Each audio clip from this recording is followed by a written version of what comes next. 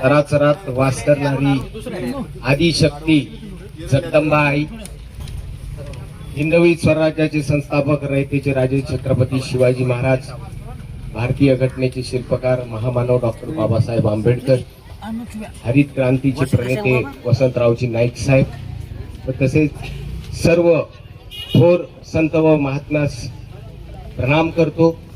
आज इथे साखरा गावातील सर्व बंधू भगिनी, माता भगिनी इथे उपस्थित आहेत, कारण आज इथे आमचे सहकारी मित्र विशाल भाऊ चव्हाण हे मागील 7 दिवसापासून उपोषणाला बसलेले आहे। पंढरीनाथ भाऊ, मी एका पक्षाचा पदाधिकारी आहे, म्हणजे मी शिवसेना उद्धव बाळासाहेब ठाकरे पक्षाचा पदाधिकारी आहे, परंतु राजकारणाच्या चपला मी या मंचावर चढण्याच्या तिथेच बाहेर काढून ठेवलेल्या होत्या।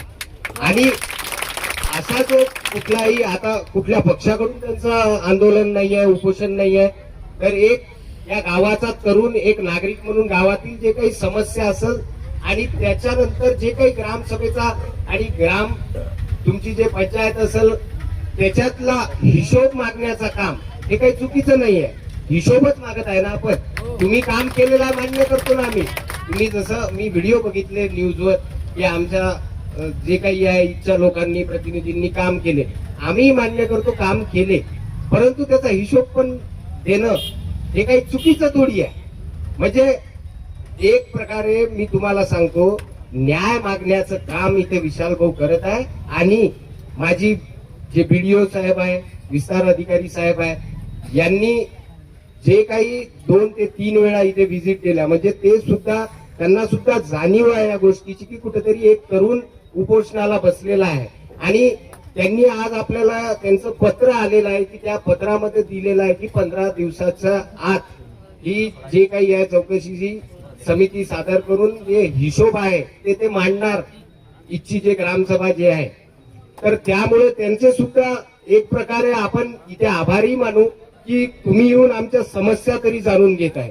माझ्या आता इथं दोन्ही संजीव भाऊ एक झालेले आहे, राजकारणाचा विषय नाही, दोघांचेही कामं चांगले आहेत, ठीक आहे, परंतु आज तुमच्या गावातला तुमच्या मतदारसंघातला जर मुलगा जसं पंढरीनाथ भाऊ बोलले की येऊन आपण सुद्धा विचारायला पाहिजे, हे काम जर केलं तर जे काही ग्रामस्थ लोक आहे त्यांच्या मनात तुमचीच इज्जत वाढणार आहे, बरोबर। त्यामुळे माझी आपल्या सर्व ग्रामस्थांना सुद्धा एक विनंती आहे की कामं जे काही आहे करत राहतील, परंतु हिशोब विचारणं हे काही चुकीचं नव्हतं, त्यांचा मुद्दा एकदम योग्य होता। आणि आज आपण इथे सर्वांनी ज्या प्रकारे त्यांना पाठिंबाही नोंदवला त्यासाठी सुद्धा मी माझ्या वतीने तुम्हा सर्व ग्रामस्थांचे आभार मानतो आणि थांबतो। धन्यवाद।